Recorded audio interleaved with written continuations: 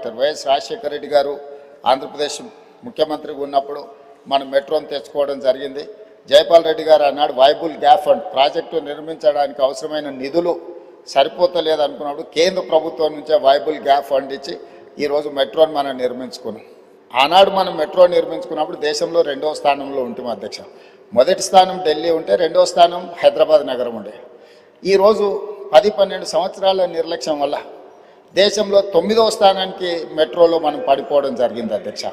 అందుకే ఈరోజు వీటన్నిటిని దృష్టిలో పెట్టుకొని మనం ఒక కార్యాచరణను తీసుకున్నాం, తెలంగాణ రైజింగ్ 2047.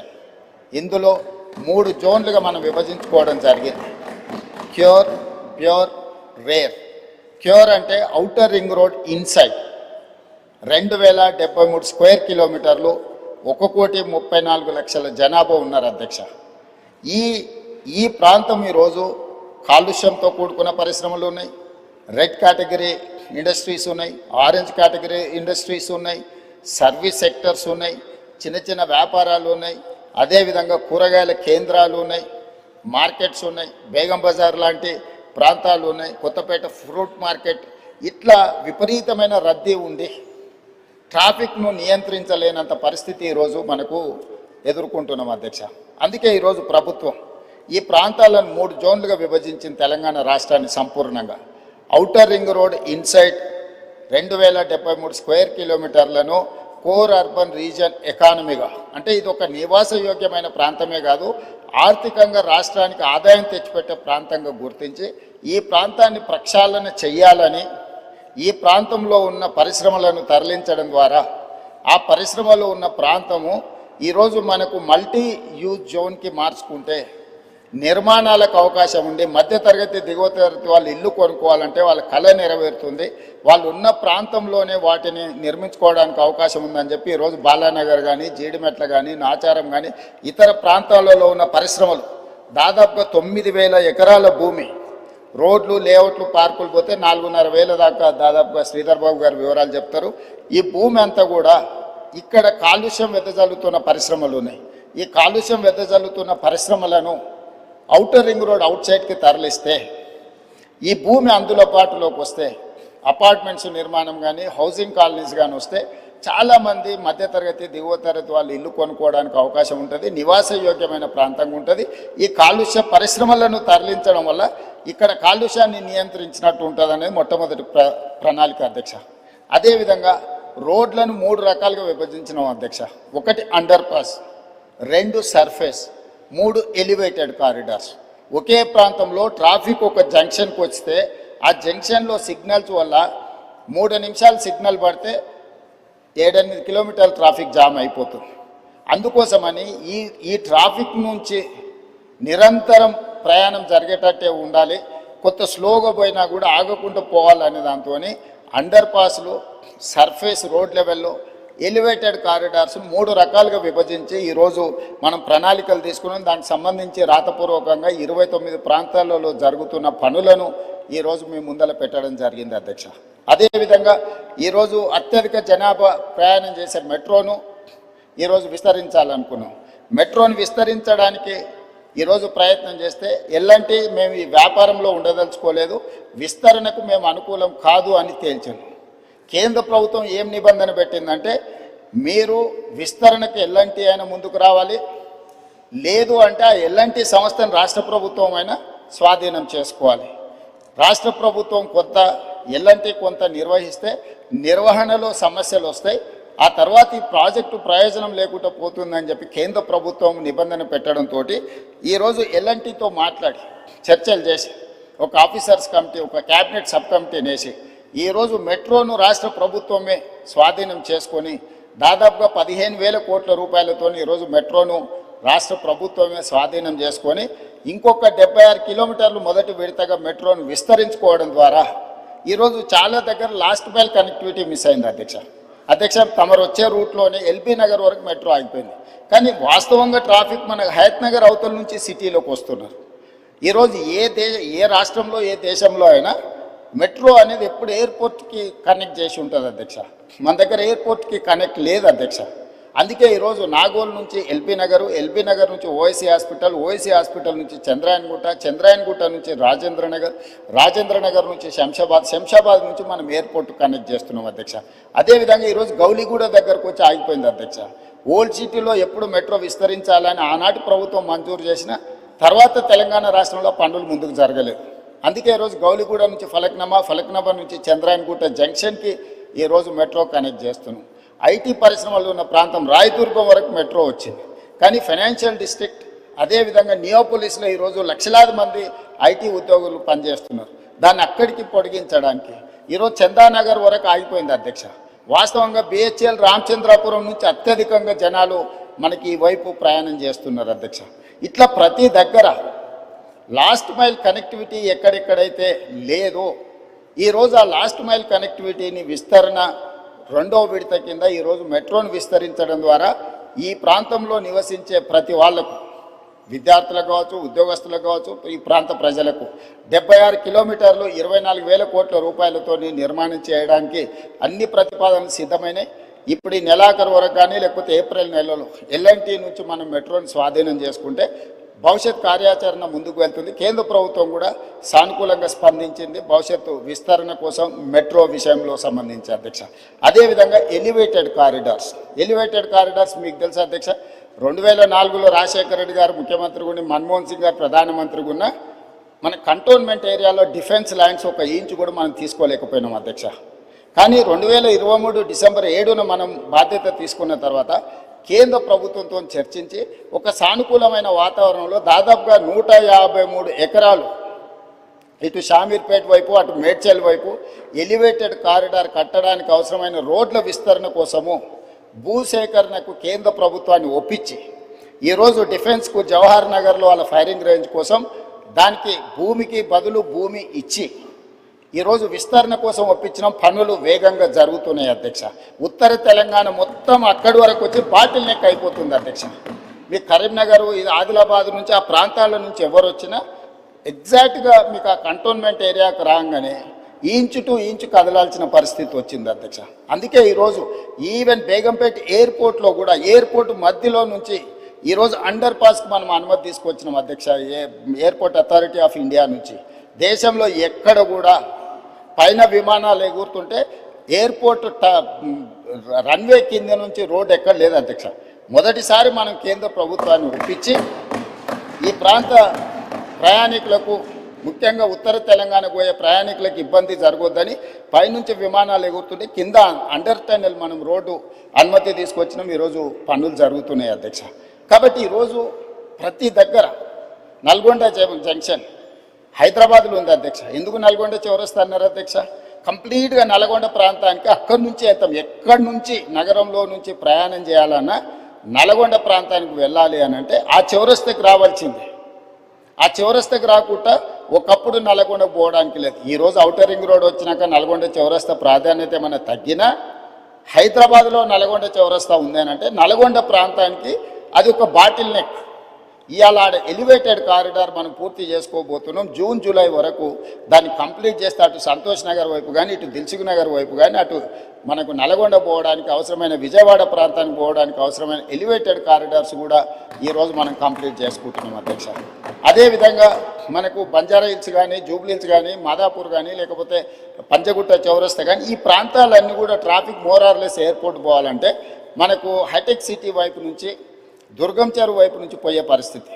ఈరోజు ఆ రోడ్లు విస్తరణ లేకపోవడం వల్ల రోడ్ నెంబర్ 45, రోడ్ నెంబర్ 36 పూర్తిగా వ్యాపార కేంద్రాలు, మెట్రో రోడ్లన్నీ నిండుకపోవడం వల్ల ఈరోజు కమాండ్ కంట్రోల్ రూమ్ నుంచి, MLS కాలనీ నుంచి, డిఫెన్స్ ల్యాండ్లో నుంచి, మనకు దుర్గం చెరువు రామనాయుడు స్టూడియో పక్క నుంచి, హైకోర్టు జడ్జెస్ క్వార్టర్స్ నుంచి, మహాప్రస్థానం పక్క నుంచి డైరెక్ట్గా మనము Kohinoor hotel, Rayadurgam knowledge park వరకు ఎలివేటెడ్ కారిడార్ కట్టి ట్రాఫిక్ ఇటు నుంచి కూడా వెళ్ళడానికి ఈరోజు తీసుకెళ్ళి డైరెక్ట్గా మనకి ఈరోజు దానికి పివి నరసింహారావు ఎలివేటెడ్ కారిడార్ కూడా కనెక్ట్ చేయాలని ప్రతిపాదనలు పరిశీలనలో ఉన్నాయి అధ్యక్ష.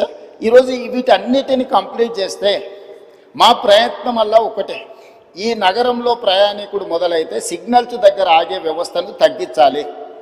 ఫ్రీ లెఫ్ట్ మనం ఎంత వేగంగా వచ్చినా జంక్షన్కి రాగానే లెఫ్ట్కి పోవాల్సిన వాళ్ళు అక్కడ ఆగాల్సి వస్తుంది. దాని ప్రధానమైన కారణం ఫ్రీ లెఫ్ట్ దగ్గర మనం బాటిల్ నెక్స్ని మనం క్లియర్ చేయకపోవడం, కరెంట్ పోల్చి పాతడం, లేకపోతే ఆటో వాళ్ళు అక్కడ అడ్డంగా నిలబెట్టడం. ఈరోజు ట్రాఫిక్ పోలీసులకు కానీ ఆపరేషన్ రోప్ అని పెట్టినాం, ఫుట్పాత్లు ఆక్రమించుకున్న అన్నీ తొలగిస్తున్నాం. ప్రజాప్రతినిధులు అందరూ కూడా సహకరించాలి. ఇది ప్రజల కోసం. చాలామంది ఫుట్పాత్ల మీద ఆక్రమించుకోవడం వల్ల ప్రయాణికులు కింద నడవడంతో యాక్సిడెంట్లలో చచ్చిపోతున్నారు. అది ప్రయాణికుడు తప్పు కాదు. ఫుట్పాత్లు ఆక్రమించుకోవడం వల్ల ఫుట్పాత్ల మీద నడవడానికి ఎవరికి అవకాశం లేకపోవడం వల్ల వాళ్ళు రోడ్డు మీద నడుస్తున్నారు. రోడ్డు మీద నడిస్తే వేగంగా వస్తున్న వాహనాలు గుద్దడంతో ఈరోజు ప్రాణాలు పోతున్నాయి. అందుకే కొంత కఠినం అనిపించినా, కొంతమందికి చిరు వ్యాపారులకు కొంత కష్టం అనిపించినా, ఈరోజు ఫుట్పాత్ ఆక్రమణలు తొలగించడం ద్వారా ప్రాణాలను కాపాడాలనుకుంటున్నాం, ప్రయాణాన్ని సులువు చేయాలనుకుంటున్నాం, ప్రయాణికులకు ఇబ్బంది కలగొద్దు అని ప్రయత్నం చేస్తున్నాం. ఒక పక్కన ట్రాఫిక్ సమస్యను ప్రజాప్రతినిధులు ప్రస్తావిస్తారు, రెండవ పక్కన ఈ ఎంక్రోచ్మెంట్లను తొలగించినప్పుడు మళ్ళీ మీరు తొలగించడానికి వీలు లేదని రెండు రకాల వాదనలు మనం వినిపిస్తున్నాం. ఇది సమస్యకు పరిష్కారం కాదు అధ్యక్ష. ఇప్పుడు ఫుట్పాత్ల మీద చిరు వ్యాపారులు ఉంటే వాళ్ళకు ఒక ప్లేస్ కేటాయిద్దాం. ఎక్కడైతే వాళ్ళు వ్యాపారాలు పెట్టుకోవడానికి అవకాశం ఉందో, చిన్న చిన్న వ్యాపారాలు పెట్టుకోవడానికి ఎక్కడైనా ప్రభుత్వ భూములు ఉంటే వీళ్ళని తీసుకెళ్ళి అక్కడ పెడదాం. ప్రజలకు కూడా, కొనుగోలుదారులకు కూడా సౌకర్యంగా ఉంటుంది అధ్యక్ష. అక్కడికి వెళ్ళి కొనుక్కోవడం, వాళ్ళ బండి పార్క్ చేసుకోవడం.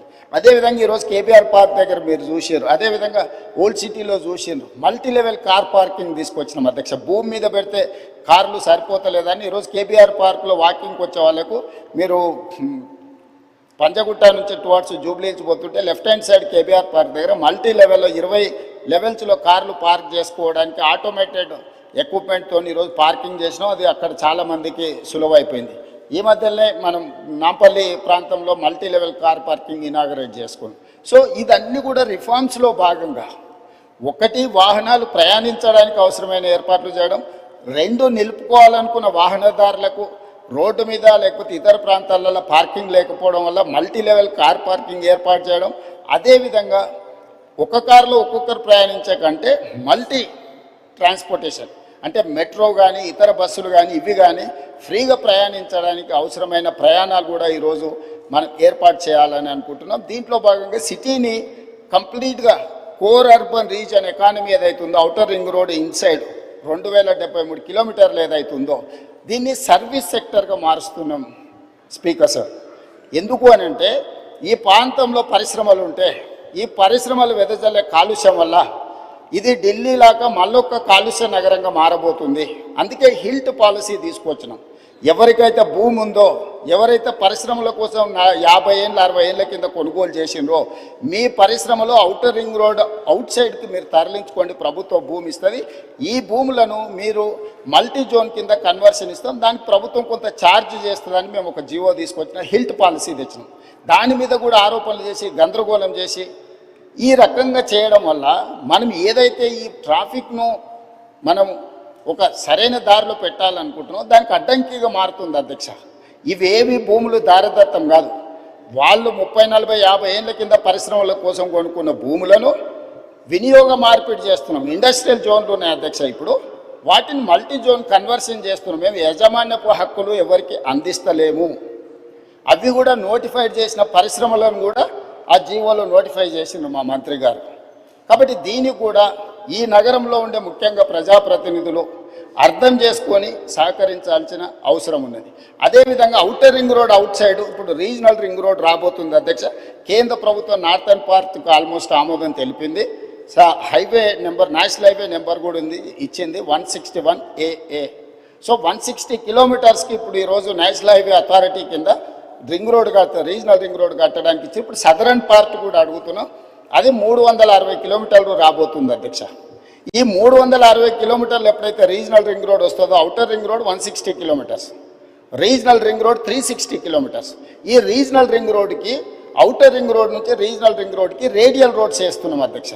మొట్టమొదటి కొంగర కలాన్ ఎగ్జిట్ నుంచి ఆమన్గల్ వరకు దాదాపుగా 50 కిలోమీటర్లు ఈరోజు 100 మీటర్లతోని మనము ఈరోజు రేడియల్ రోడ్ 1 వేసుకుంటున్నాం అధ్యక్ష. రెండవది హిమాయత్ సాగర్ నుంచి హిమాయత్ సాగర్ జంక్షన్లో మనం హైదరాబాద్ హబ్ కింద క్రియేట్ చేసి ఒకటి లెఫ్ట్కు చందన్వల్లి సీతారాంపూర్ ఇండస్ట్రియల్ పార్క్, అక్కడి నుంచి కొడంగల్ వరకు రేడియల్ రోడ్ ఒకటి వేసుకుంటున్నాం.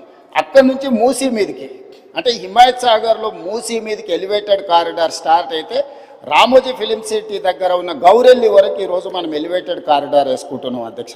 సిటీ మధ్యలో నుంచి ఈ రవాణా సౌకర్యం ఏర్పాటు చేస్తే ఈరోజు మీకు హిమాయత్ సాగర్ నుంచి గౌరెల్లికి పోవాలంటే రామోజీ ఫిలిం సిటీ వైపు నుంచి వెళ్తే 69 కిలోమీటర్లు అవుతుంది.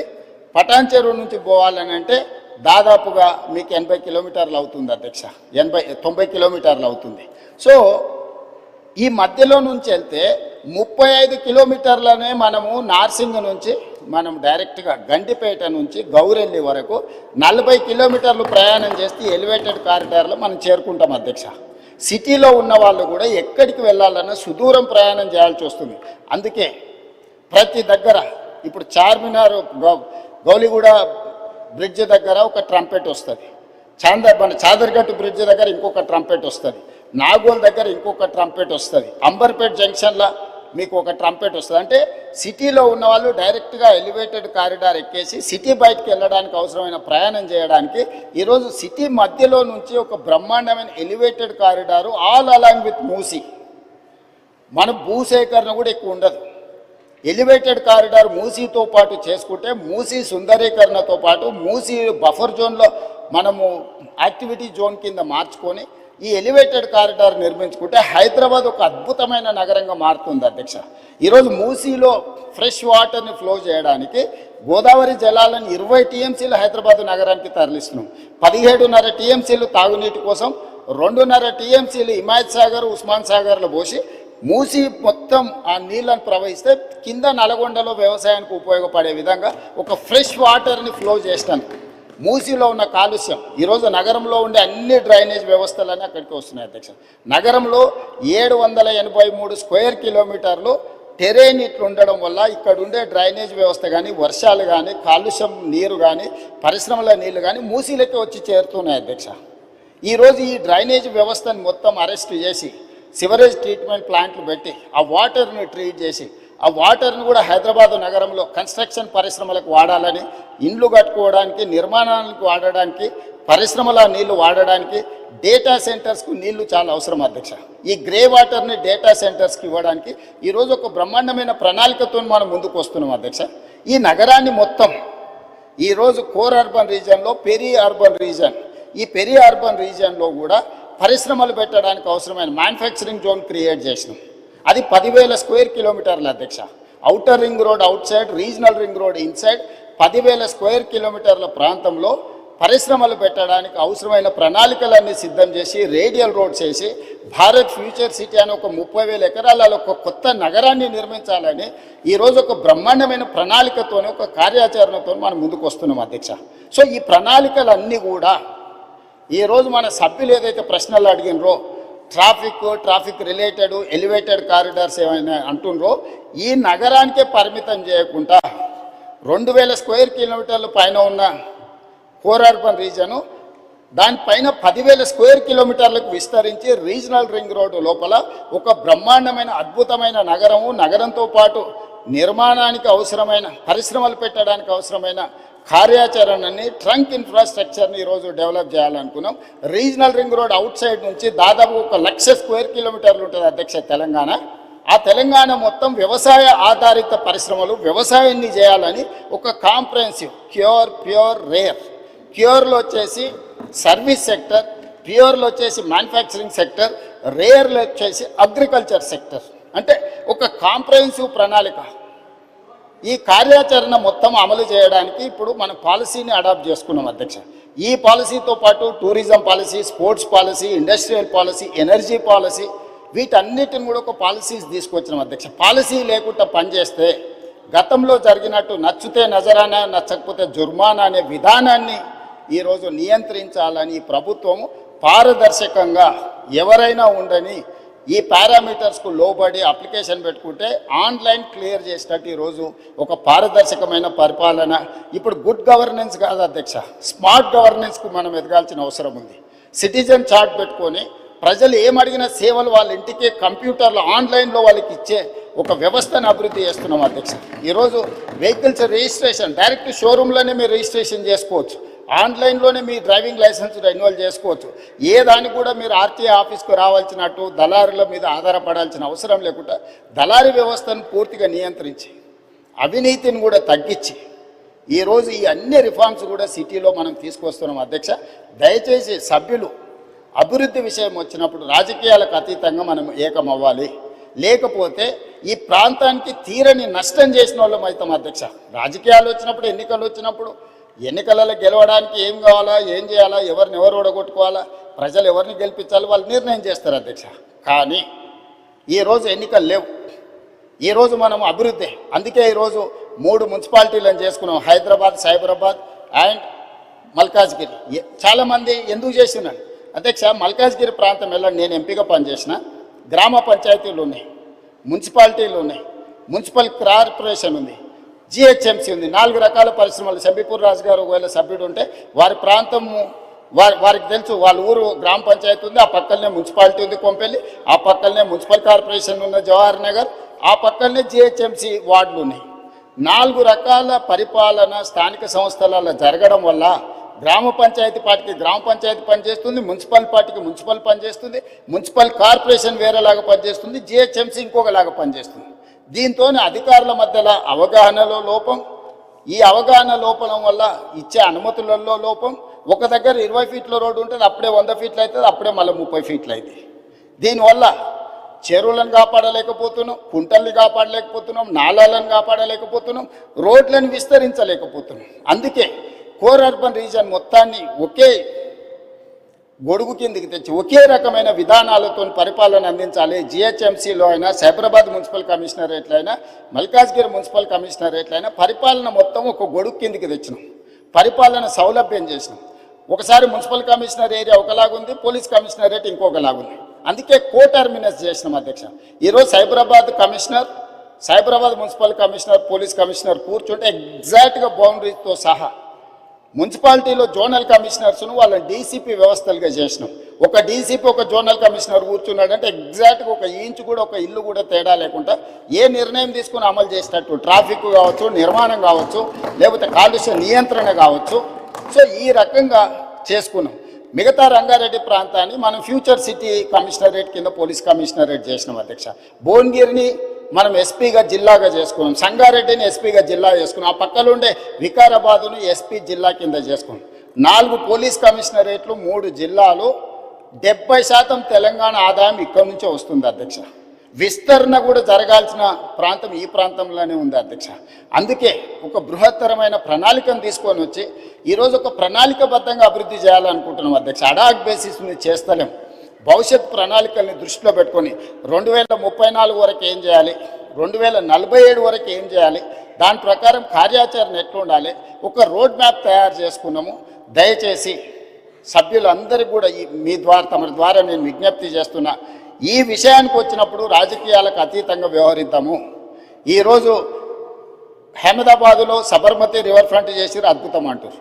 60,000 ఫ్యామిలీలను రీలొకేట్ చేసింది అధ్యక్ష.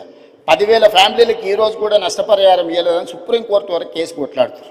నిన్నగాక మన ఢిల్లీలో యమునా నది ప్రక్షాళన పేరు మీద యమునా నదిని విస్తరించుకుంటాం, అద్భుతంగా చేసుకుంటాం అని ఢిల్లీ ప్రభుత్వం అంటుంది అధ్యక్ష. ఉత్తరప్రదేశ్లో గంగా నది ప్రక్షాళన చేసినాం, వారణాసిని ప్రక్షాళన చేసినామని కొన్ని రాజకీయ పార్టీలు, ప్రజాప్రతినిధులు అంటున్నారు. మేము ఎప్పుడు వాటిని వ్యతిరేకించలే. గుజరాత్లో సబర్మతి రివర్ ఫ్రంట్కి mayor from Congress, chief minister from BJP Narendra Modi, Congress mayor, Gujarat ముఖ్యమంత్రి నరేంద్ర మోడీ గారు ఇద్దరు కూర్చొని సబర్మతి రివర్ ఫ్రంట్ను పనులు చేయడానికి పునాది రాయేసి కలిసి పనిచేసింది అధ్యక్ష. సిద్ధాంతపరంగా కాంగ్రెస్కు బీజేపీకి పొంతన లేదు. కానీ అహ్మదాబాద్ మేయర్ కాంగ్రెస్ ఉండి ముఖ్యమంత్రి నరేంద్ర మోడీ గారు ఉన్నప్పుడు వాళ్ళిద్దరు కలిసి ఆ పని మొదలుపెట్టి ఈరోజు బాగుంది. నిన్నగాక మొన్న మా శ్రీహరి గారు మంత్రి గారు వెళ్ళి చూసి వచ్చిండ్రు. చామల కిరణ్ రెడ్డి ఎంపీ గారు, నల్గొండ నుంచి బీర్ల ఐలయ్య గారు, వీళ్ళందరూ పోయి చూసి వచ్చారు. అంతకంటే ముందు సిటీలో ఉండే మేయర్తో పాటు కార్పొరేటర్స్ని అందరినీ నేను అక్కడికి పంపించిన, కొంతమంది మిత్రులను విదేశాలకు పంపించిన, ఎమ్మెల్యేలను, మీకు సౌత్ కొరియా పోయి చూసిరా పోండి అండి. సో ఈరోజు నేను అనేది ఏంది అధ్యక్ష అంటే, హైదరాబాద్లో మూసీ నది ప్రక్షాళన చేస్తామంటే ఎందుకు ఇది రాజకీయ రంగు పులుముకుంటుంది? ఎంఆర్డీసీఎల్ నేను మొదలు పెట్టలే అధ్యక్ష. నిన్నగాక మొన్న సిరిసిల్ల ఎమ్మెల్యే గారు చెప్పారు, మూసీ రివర్ డెవలప్మెంట్ కార్పొరేషన్ లిమిటెడ్ని మేమే ప్రారంభించినాము అన్నారు. అవును, మీరే ప్రారంభించారు, ప్రణాళికలు మీరే చేసారు, మీరు అర్థాంతరంగా వదిలేసారు. మేము ఇప్పుడు దాన్ని కొనసాగిస్తామంటున్నాం. మీరు మొదలుపెట్టినప్పుడు 10,000 కుటుంబాలను మేము బుల్డోజ్ చేసి కొట్టేస్తామని మీరు మాట్లాడింది సభలో ఉంది. ఆనాటి మాజీ ముఖ్యమంత్రి గారు ఈ రోజు ఉన్న 2016లో వాళ్ళే బఫర్ మూసీ నది పక్కన 50 మీటర్ల బఫర్ జోన్ కూడా వాళ్ళే నిర్ణయించారు. ఆ రోజు మేము నిర్ణయించలే. ఈ రోజు మేము అమలు చేస్తామంటే మీకున్న అభ్యంతరం ఏంది? ప్రభుత్వం అధికారికంగా కార్యక్రమాన్ని ఏర్పాటు చేసింది. అయ్యా దీన్ని ముందు కొనసాగించడానికి ఏం చేయాలో మీకు సలహాలు సూచనలు ఇవ్వండి, ప్రభుత్వం ఆమోదిస్తుందని. సలహాలు సూచనలు ఇవ్వడానికి రాలేదు. ఆన్లైన్లో పెట్టినాము. ఆన్లైన్లో పెట్టినప్పుడు దాన్ని చూసి ఏం సలహాలు ఇస్తారో ఇవ్వండి. ఆపాలనే ఆలోచన తప్ప మీరు ఏ సూచన అయినా చేయండి. ఈరోజు మూసీ నది ప్రక్షాళన అత్యవసరము. నల్గొండ జిల్లా ప్రజల్ని ఒకసారి గుర్తు చేసుకుంటే ఎవ్వరు కూడా దీన్ని ఆపే ప్రయత్నం చేయరు. ఈరోజు రంగారెడ్డి జిల్లా హైదరాబాదులో ఉండే కాలుష్యము, పరిశ్రమలు, శవాల కలేబరాలు, మనుషుల శవాలతో సహా కొట్టుకుపోయి నల్గొండకు ప్రాణాంతకంగా తయారైంది అధ్యక్ష. నేను నవంబర్ 8, 2025 నాడు 2024 నాడు అక్కడికి వెళ్ళి 2024 నవంబర్ 8 రోజు నేను పోయి పాదయాత్ర చేస్తే ఆ ప్రాంతంలో మహిళలు వచ్చి చాలా ఆవేదన భరితమైన అంశాలు నా దృష్టికి తీసుకొచ్చారు.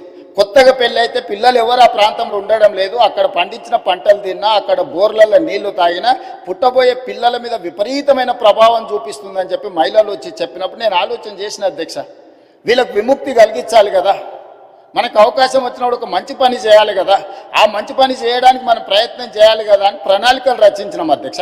ఆ ప్రణాళికలలో మీరు అందరు చదువుకున్నోళ్ళే కదా, ఆడ డాక్టర్లు ఉన్నారు, మేధావులు ఉన్నారు, చాలా సంవత్సరాలు ప్రజల కోసం పనిచేసిన అని చెప్పుకునే వాళ్ళు ఉన్నారు. మీరు చదవండి డాక్యుమెంట్లో, మీరు సజెషన్ ఇవ్వండి. ఆపాలనేది కాకుండా ముందుకు వెళ్ళడానికి అవసరమైన మీ సలహాలు ఇవ్వండి. మీరు సలహాలు ఇస్తే మాకు అభ్యంతరం లేదు. ఆ సలహాలను మా ప్రభుత్వం స్వీకరిస్తుంది. అంతే తప్ప మేము చెయ్యలేము, మేము ఆపేస్తామనే విధానము ఎవరికి మంచిది కాదు. దయచేసి చైర్మన్ సార్, మీ ద్వారా ప్రధాన ప్రతిపక్షానికి నా సూచన ఒక్కటే, మీరు ఏం సలహాలు ఇస్తారో ఇవ్వండి. నిరభ్యంతరంగా మేము వాటిని స్వీకరిస్తాం. ప్రజలకు ఉపయోగపడేది ఉంటే 100% వాటిని అమలు చేస్తాం.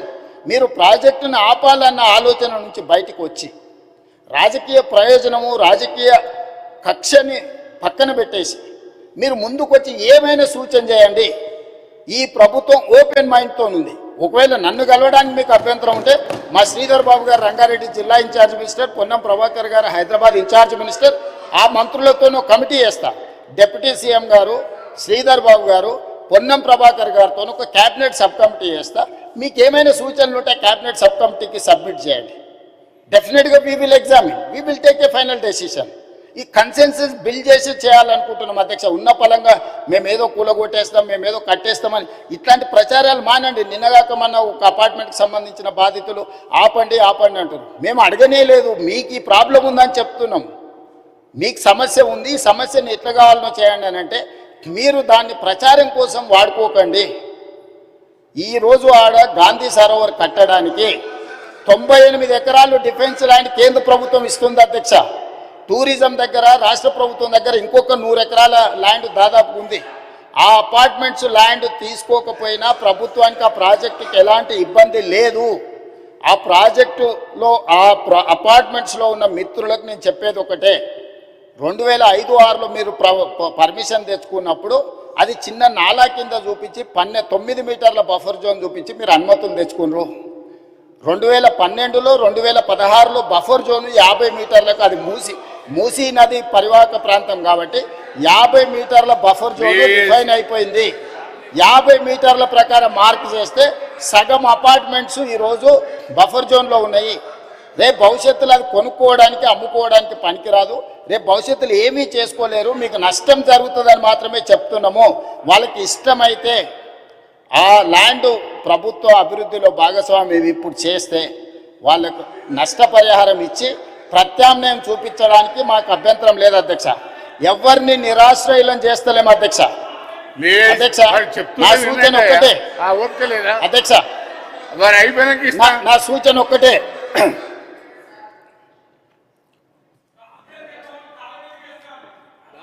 అదే చైర్మన్ సార్, మూసీ పరివాహక ప్రాంతంలో ఉన్న ఎవరైతే నివసిస్తున్నారో తమరి ద్వారా రాష్ట్ర ప్రభుత్వం ఇస్తున్న మాట, ఎవరిని నిరాశ్రయులను చెయ్యము, పునరావాసం కల్పిస్తాము. నిరాశ్రయులను చేసి వీధిలో పడేయడం వేరు, అభివృద్ధిలో భాగంగా నష్టపోతున్న వాళ్ళకు పునరావాసం కల్పించడం వేరు. రాష్ట్ర ప్రభుత్వం ప్రతి ఒక్కరికి పునరావాసం కల్పిస్తుంది, మెరుగైన జీవన విధానానికి అవసరమైన ప్రమాణాలను పెంచుతుంది, విద్య వైద్యాన్ని అందిస్తుంది, మహిళా సంఘాలకు వ్యాపారం చేసుకోవడానికి అవసరమైన ఆర్థిక సహాయాన్ని అందిస్తుంది. ఎవరిని కూడా నిరాశ్రయులను చెయ్యము. తమరి ద్వారా ఆ నిర్వాసితులని వీళ్ళు ఏదైతే వాళ్ళని ఉసిగొల్పుతున్నారో వాళ్ళకి నేను మాటిస్తున్నా అధ్యక్ష, ఏ ఒక్కరికి కూడా నష్టం చెయ్యము. మీకు మెరుగైన వసతులను ఏర్పాటు చేసి మిమ్మల్ని తరలిస్తాము. కాబట్టి ప్రాజెక్టు నిర్మించుకుంటూనే దానివల్ల ఎవరికైనా ఇబ్బంది కలిగితే వాళ్ళకి ప్రత్యామ్నాయ ఏర్పాట్లు చేద్దాం అధ్యక్ష. మీరు స్పష్టంగా సభ్యులందరూ కూడా మీరు చెప్పండి అధ్యక్ష. నేను మీ ద్వారా మూసీ పరివాహక ప్రాంతంలో నివసిస్తున్న పేదలకు నేను అష్యూర్ చేస్తున్నా, నేను అసెటైన్ చేస్తున్నా, ఎవరు రాజకీయ ప్రయోజనాల కోసం మిమ్మల్ని ఉసిగొల్పాలన్నా మీ భావోద్వేగాలను స్వార్థ ప్రయోజనాలకు వాడుకోవాలనుకుంటే వాళ్ళ ఉచ్చులో పడకండి. నేను అధికారులను మీ దగ్గరికే పంపించినా, మళ్ళీ పంపిస్తా, ప్రజాప్రతినిధులను పంపిస్తా.